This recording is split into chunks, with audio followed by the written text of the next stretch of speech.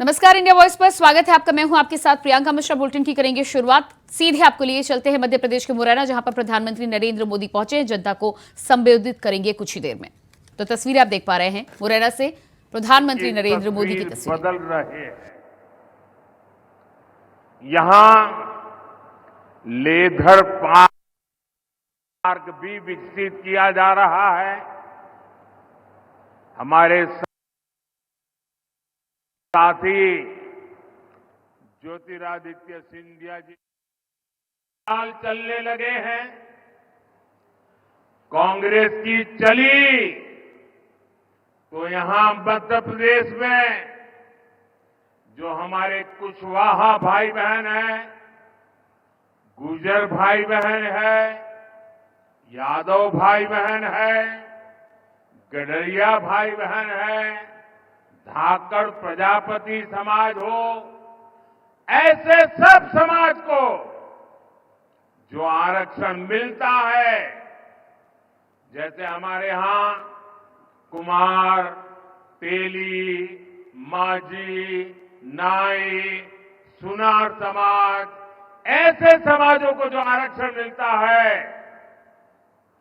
कांग्रेस इन सभी ओबीसी जातियों से उनका हिस्सा छीनकर अपने चहेते वोट बैंक को मजबूत करने के लिए उनके चरणों में देने का मन बना करके बैठी है। आप मुरैना के लोग मुझे बताइए, क्या आप ऐसा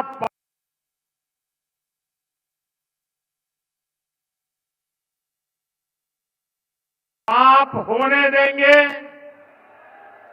पूरी ताकत से बताइए।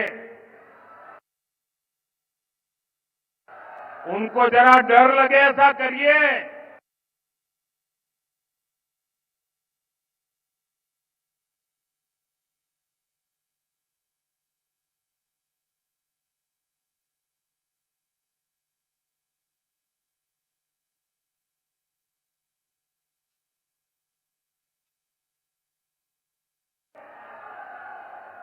क्या ऐसा होने देंगे? ये ओबीसी का हक छीनने वालों को जैसी मांग पूरी नहीं होने दी। हमने सरकार बनते ही वन रैंक वन पेंशन को लागू किया। हमने सीमा पर खड़े जवानों की सुविधा की भी चिंता की। कांग्रेस सरकार ने जवानों के जो हाथ बांध रखे थे, हमने उन्हें भी खुली छूट दे दी। हमने कहा, अगर एक गोली आती है 10 गोली चलनी चाहिए।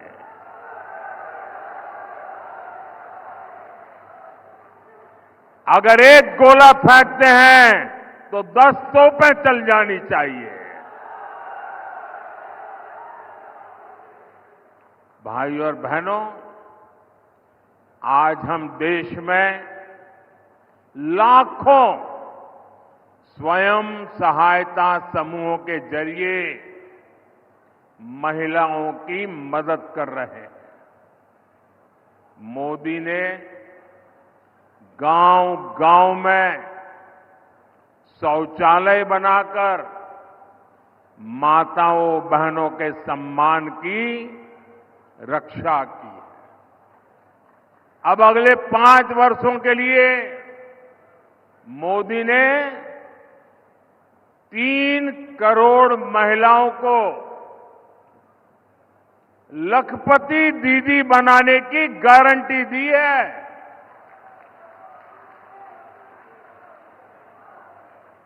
3 करोड़ महिलाएं जब लखपति दीदी बनती है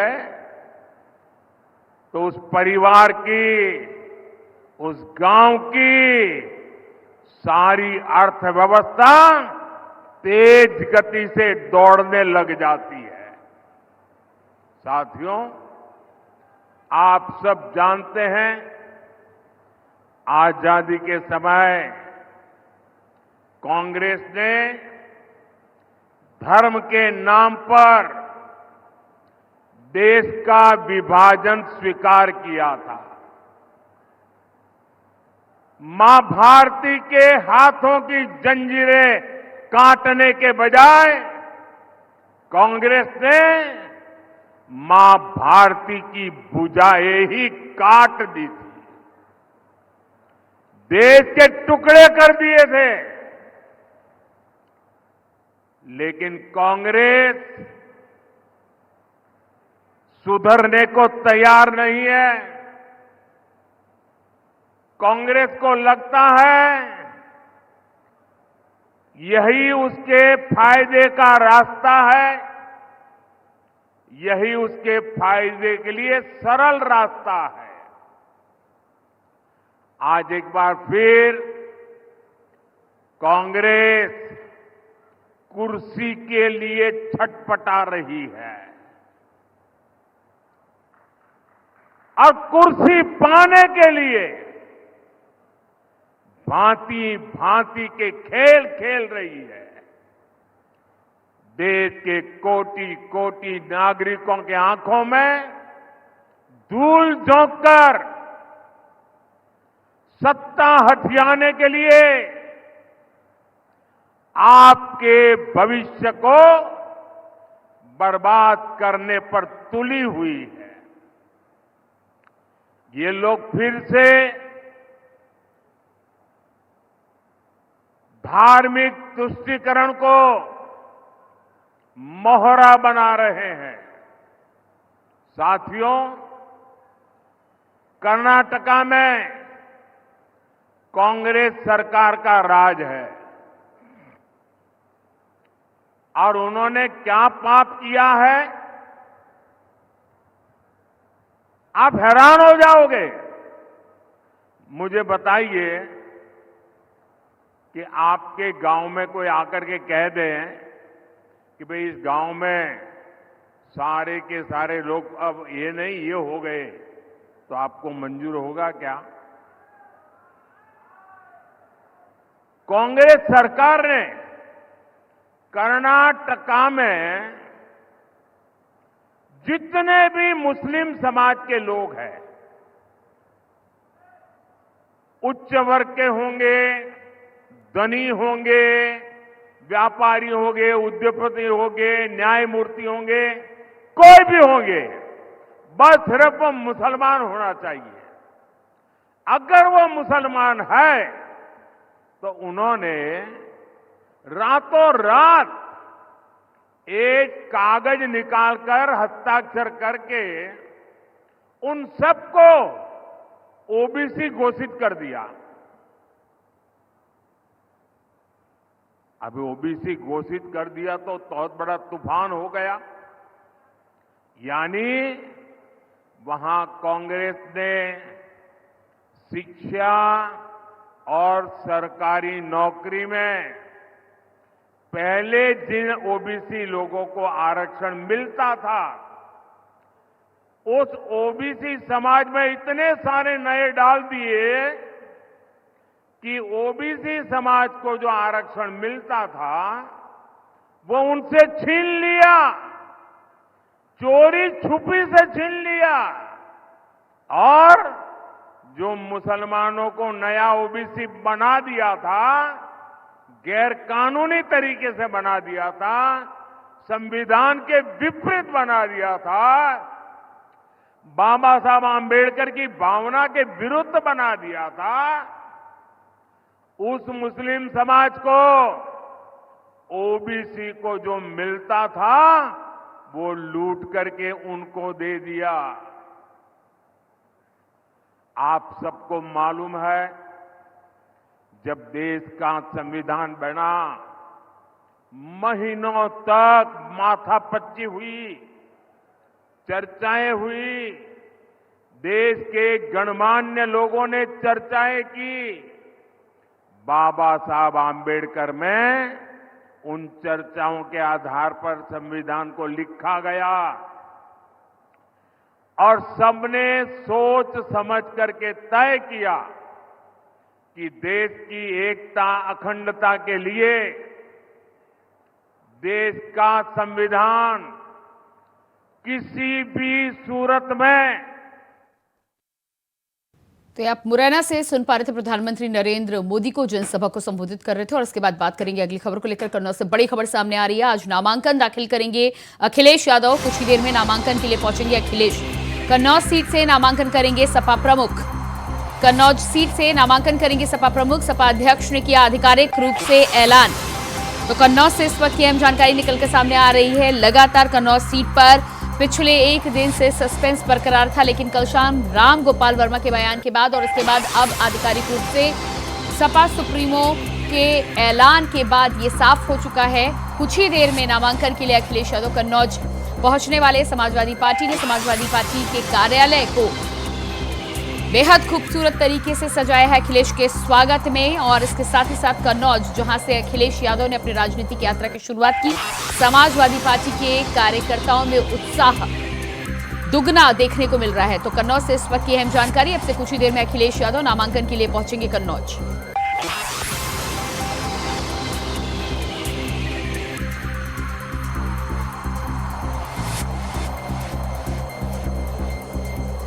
तो कुछ ही देर में नामांकन के लिए पहुंचने वाले हैं अखिलेश। समाजवादी पार्टी कार्यालय के साथ ही साथ समाजवादी पार्टी के कार्यकर्ताओं ने अखिलेश के स्वागत के लिए तैयारियां पूरी कर ली हैं। सपा सुप्रीमो की कन्नौज सीट से चुनावी मैदान में उतरने के ऐलान के बाद से ही समाजवादी कार्यकर्ताओं में खुशी की लहर है। अब देखना ही होगा कि कन्नौज सीट पर जिस तरह से मुकाबले को लेकर बात सामने आ रही है, आखिर 4 जून को इस सीट पर क्या नतीजा निकलकर सामने आता है।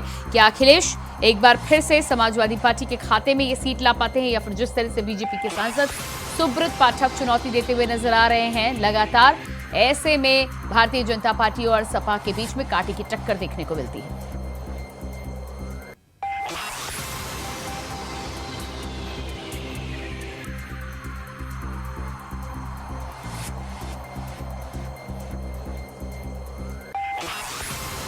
तो अखिलेश ने किया आधिकारिक तौर पर कन्नौज से चुनाव लड़ने का ऐलान। अब से कुछ ही देर में नामांकन करने के लिए पहुंचेंगे अखिलेश। तो लंबे समय से इस सीट को लेकर तमाम अटकलें लगाई जा रही थी। आपको बता दें कि पिछली बार डिंपल यादव इस सीट से चुनावी मैदान में थी। बीजेपी के सांसद सुब्रत पाठक से डिंपल यादव को हार का सामना करना पड़ा था। हालांकि इससे पहले डिंपल यादव ने 2014 में ये सीट अपने कब्जे में की थी। अब देखना होगा कि अखिलेश यादव इस सीट से चुनावी मैदान में है।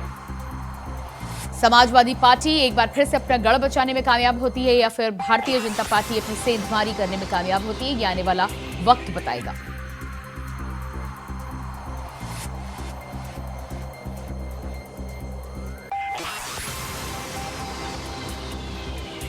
और इसी खबर पर हमारे साथ लखनऊ से ब्यूरो चीफ प्रियम पाठक लाइव जुड़ चुके हैं। जी प्रियम, जिस तरह से अखिलेश यादव कुछ ही देर में नामांकन करने के लिए पहुंच रहे हैं और सपा कार्यकर्ताओं का उत्साह देखते ही बन रहा है, क्या कुछ ताजा जानकारी है?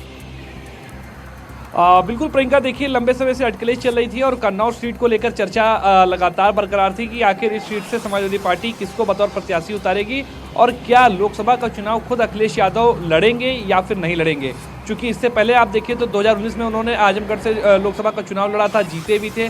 लेकिन जब 2022 का विधानसभा का चुनाव हुआ और वो विधायक के चुनाव उन्होंने लड़ा और जीते, उसके बाद उन्होंने वहाँ पे जो लोकसभा की सदस्यता थी उससे इस्तीफा दिया था और उसके बाद उन्होंने यूपी की राजनीति यानी कि लखनऊ से राजनीति करने का फैसला किया था। अब एक बार फिर तस्वीर जो है वो साफ हो चुकी है, जिसको लेकर अटकलें लगाई जा रही थी कि क्या अखिलेश यादव लोकसभा का चुनाव लड़ सकते हैं। तो हाँ, कन्नौज से आज अखिलेश यादव नामांकन करने जा रहे हैं। आपसे महज कुछ देर में अखिलेश यादव जो है वो नामांकन कार्यालय पहुंचकर वहां पर जो है अपना नामांकन पत्र जो है उसको दाखिल करेंगे। नामांकन पत्र जो है कल खरीदा जा चुका था पर्चा नामांकन का, और आज अखिलेश यादव उसको भरने जा रहे हैं। तो ये तस्वीर कह सकते हैं फिलहाल अभी साफ हो चुकी है। अखिलेश यादव लोकसभा का चुनाव लड़ने जा रहे हैं और उनके खुद चुनाव लड़ने से एक मैसेज भी जाएगा साफ तौर पर, और जो यूपी के अंदर या जो नेशनल लेवल पर इंडी गठबंधन हुआ है उसके लिए एक बेहतर संदेश के तौर पर हो सकता है। लेकिन इसके बाद सबके मन में एक जो सवाल उठ रहा है वो ये है कि क्या अखिलेश यादव फिर अब विधानसभा की सदस्यता छोड़कर दिल्ली का रुख करेंगे, यानी कि एक बार फिर वो लखनऊ यूपी जो उनका गढ़ है उसको छोड़कर वो दिल्ली के लिए राजनीति करेंगे।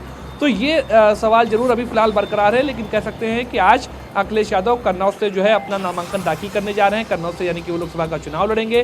देखना होगा क्या कुछ जो है वो इस सीट पे रुझान रहता है। हालांकि कन्नौज हो, मैनपुरी हो, ये वो सीटें हैं जो कभी आजमगढ़ जो समाजवादी पार्टी का गढ़ रही हैं और समाजवादी पार्टी हमेशा इन सीटों पर उसका लंबे समय तक कब्जा रहा है। तो ऐसे में सेफ सीट के तौर पर भी जो है इसको देखी जा रही। हालांकि जो लड़ाई होगी वो सुब्रत पाठक से होगी, तो वो चूंकि एक बेहतर फाइट जो है वो कह सकते हैं इस सीट पर देखने को मिलेगी। अखिलेश यादव नामांकन दाखिल करने जा रहे हैं और उसके जरिए जो मैसेज होगा वो अन्य सीटों पर भी जाएगा और शायद यही वजह है कि अखिलेश यादव ने भी जो है लोकसभा का चुनाव लड़ने का फैसला किया है। जी बिल्कुल प्रियम, तो जिस तरह से इस सीट पर अखिलेश यादव के सामने आने के बाद कहीं ना कहीं ये सीट अब हॉट सीट बन चुकी है। सुब्रत पाठक जिस तरह से अखिलेश यादव को चैलेंज करते हुए नजर आए थे, क्या लग रहा है आपको अखिलेश के मैदान में आने के बाद इस सीट पर किस तरह का मुकाबला देखने को मिलेगा? क्योंकि एक तरफ तो सपा को अपना गढ़ बचाना है, दूसरी तरफ डिम्पल यादव पिछली बार चुनाव इस सीट से हार चुकी है।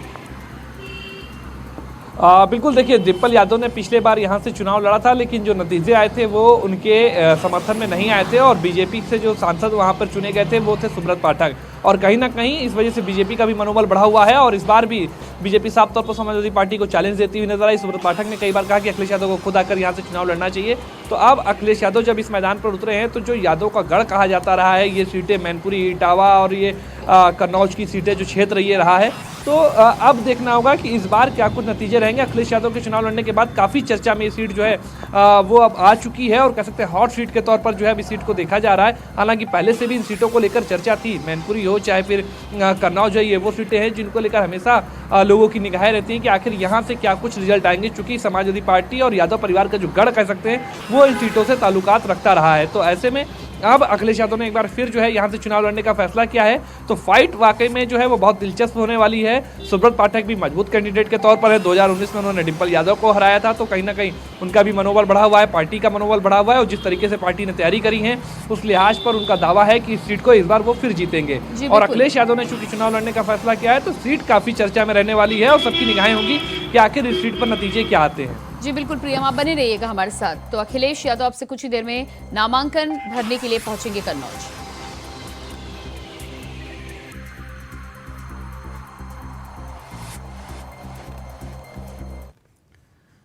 और इसके बाद बात करेंगे अगली खबर को लेकर। अमेठी से बड़ी खबर सामने आ रही है। अमेठी से नामांकन कर सकते हैं राहुल गांधी। 1 मई को नामांकन करेंगे राहुल गांधी। 27 अप्रैल को अमेठी पहुंचेंगे राहुल गांधी। तो अमेठी से बड़ी खबर निकलकर सामने आ रही है। एक तरफ कन्नौज से अब तस्वीर साफ हो चुकी है, तो दूसरी तरफ अमेठी से राहुल गांधी के नामांकन को लेकर भी अब खबरें निकलकर सामने आ रही है। 1 मई को राहुल गांधी अमेठी से भरेंगे अपना नामांकन। 27 अप्रैल को उससे पहले अमेठी पहुंचेंगे राहुल गांधी। तो लंबे समय से अमेठी की सीट को लेकर कांग्रेस की तरफ से सस्पेंस बना हुआ था, लेकिन अब ये तस्वीर भी साफ हो चुकी है। हमारे साथ लखनऊ से ब्यूरो चीफ प्रियम पाठक लगातार बने हुए हैं। जी प्रियम, जिस तरह से लगातार इस सीट पर लेकर, अमेठी की सीट को लेकर कांग्रेस से बार बार सवाल पूछे जा रहे थे, लेकिन अब राहुल गांधी को लेकर भी तय हो चुका है। 1 मई को राहुल गांधी अमेठी सीट से अपना नामांकन भर रहे हैं। बिल्कुल, देखिए उत्तर प्रदेश के अंदर कांग्रेस और समाजवादी इंडी गठबंधन के तहत जो है वो मैदान में हैं और कहीं ना कहीं कह सकते हैं कि अब दोनों ही जो चेहरे हैं, चाहे अखिलेश यादव का हो चाहे फिर राहुल गांधी का हो, जो युवा चेहरे कहे जाते हैं, उन दोनों ने ही अब चुनाव लड़ने का फैसला किया है। अखिलेश यादव एक तरफ जहां कन्नौज से आज अपना नामांकन जो है वो दाखिल करने जा रहे हैं, वहीं माना जा रहा है कि राहुल गांधी भी 1 तारीख को जो है अपना नामांकन अमेठी से जो है वो दाखिल करेंगे। चूंकि वहां पर लंबे समय से कांग्रेस का जो है वो कब्जा रहा था, लेकिन जिस तरीके से पिछले चुनाव के अंदर देखने को मिला, वहाँ पर तस्वीर जो है वो वहाँ पर स्मृति ईरानी ने जो थी वो बदली। तो ये कहीं ना कहीं अब चर्चा का विषय है और अब माना जा रहा है कि खुद राहुल गांधी जो है वहाँ से चुनाव लड़ने जा रहे हैं। पार्टी की तरफ से तैयारी करने के लिए जो कार्यकर्ताओं को निर्देशित किया जा चुका है और इसके अलावा वहाँ पर राहुल गांधी जब नामांकन करेंगे उसके साथ में वो शक्ति प्रदर्शन करते हुए भी नजर आएंगे। बड़ी कह सकते हैं कि संख्या में जो कार्यकर्ता हैं उनको वहाँ पर भेजा गया है और उनसे कहा गया है कि वो सभी वहाँ पर पहुँच जो है प्रचार प्रसार के लिए और 1 तारीख के नामांकन के कार्यक्रम के लिए अपनी तैयारी करें। तो कह सकते हैं दोनों ही सीटें जो है, कन्नौज की जो सीट है जहां से अखिलेश यादव लड़ने जा रहे हैं और अमेठी की जो सीट है जिस पर लंबे समय से इस बात को लेकर कयास लगाए जा रहे थे कि आखिर सीट से कांग्रेस किसको बतौर प्रत्याशी उतारेगी, या गांधी परिवार का कोई सदस्य यहाँ से चुनाव लड़ेगा या अन्य किसी को यहाँ से बतौर प्रत्याशी उतारा जाएगा। तो अब तस्वीर कह सकते हैं साफ हो चुकी है और राहुल गांधी जो है वो अमेठी से चुनाव लड़ने जा रहे हैं। जी बिल्कुल, तो इस पूरे मामले में जिस तरह से स्मृति ईरानी लगातार अमेठी बार बार जनता के बीच में पहुंचती रही हैं, राहुल गांधी के नामांकन के बाद कांग्रेस के कार्यकर्ताओं की बात करें तो कांग्रेस के कार्यकर्ताओं का मनोबल क्या रहेगा, और साथ ही साथ इस सीट पर यदि टक्कर की बात करें, मुकाबले की बात करें, तो किस तरह का मुकाबला देखने को मिल सकता है? देखिए, साफ तौर पर दिलचस्प फाइट जो है वो इस सीट पर भी देखने को मिलेगी, क्योंकि दोनों ही बड़े नेता के तौर पर कह सकते हैं। एक तरफ जहां पिछले चुनाव का मनोबल है, जिसके आधार पर स्मृति ईरानी जो हैं वो इस बात का दावा कर रहे हैं कि इस बार भी उनके पक्ष में जो है वो समर्थन देखने को मिलेगा और वो सीट जो है बीजेपी के खाते में जाएगी। दूसरी तरफ राहुल गांधी के लिए कह सकते हैं एक चुनौती के तौर पर है, चूंकि गांधी परिवार की भी साख दांव पर लगी है और कांग्रेस की भी साख जो है वो इस सीट पर दांव पर लगेगी, क्योंकि खुद राहुल गांधी यहां से उतरने आ रहे हैं। प्रधानमंत्री के तौर पर चेहरा जो है उनका हमेशा प्रोजेक्ट किया जाता है कांग्रेस की तरफ से, तो ऐसे में अगर वो अमेठी से चुनाव लड़ते हैं तो उनको जीतना काफ़ी हद तक कह सकते हैं कि जरूरी होगा, क्योंकि अगर वहां से वो सीट को लूज करते हैं तो एक निगेटिव मैसेज वो पूरे देश के लिए होगा और वो कहीं ना कहीं कांग्रेस के लिए एक बड़ा कह सकते हैं कि निगेटिव फीडबैक के तौर पर जा सकता है। और इसलिए ये सीट काफ़ी अब दिलचस्प यहाँ पर मुकाबला जो है वो देखने वाला है। अमेठी हमेशा से गांधी परिवार का गढ़ रही है, लेकिन जिस तरीके से जी प्रियम, इस तमाम जानकारी के लिए बहुत बहुत शुक्रिया आपका। और इसी खबर पर हमारे साथ अमेठी से संवाददाता संजय यादव जुड़ चुके हैं। जी संजय, जिस तरह से अमेठी से राहुल गांधी के नामांकन को लेकर अब सूचनाएं आ रही हैं, 1 मई को अपना नामांकन भरने के लिए पहुंचेंगे और इससे पहले 27 अप्रैल को भी, क्या कुछ तैयारियां हैं? प्रियंका जी, आपको बता दें कि जैसा कि कहा जा रहा है कि 27 तारीख को राहुल गांधी अमेठी आ सकते हैं वायनाड का चुनाव समाप्त कराने के बाद, और यहां से 3 मई को नामांकन कर सकते हैं। ऐसे में जो कांग्रेस कार्यालय अमेठी है, वो मुख्यालय का कार्यालय गौरीगंज है, यहाँ पर तैयारियां जो है वो युद्ध स्तर पर शुरू कर दी गई हैं। जो वर्कर है, जो रंगाई पुताई का काम है, वो पूरे जोर शोर से चलाया जा रहा है। तो कहीं ना कहीं कांग्रेस की तरफ से पूरी तैयारियां हैं राहुल गांधी के नामांकन और राहुल गांधी के जो 27 के आगमन की प्रतीक्षा में कांग्रेस के जो नेता है, वो कार्यकर्ता, वो लगातार युद्ध स्तर पर काम कर रहे हैं। प्रियंका जी जी बिल्कुल, तो इस पूरे मामले में राहुल गांधी जिस तरह से नामांकन भरेंगे, नामांकन भरने के साथ ही साथ अब क्या लग रहा है आपको? जी संजय, इस तमाम जानकारी के लिए आपको बहुत बहुत शुक्रिया। और इसी के साथ फिलहाल इस बुलेटिन में इतना ही। खबरों के लिए बने रहिए इंडिया वॉइस के साथ। नमस्कार।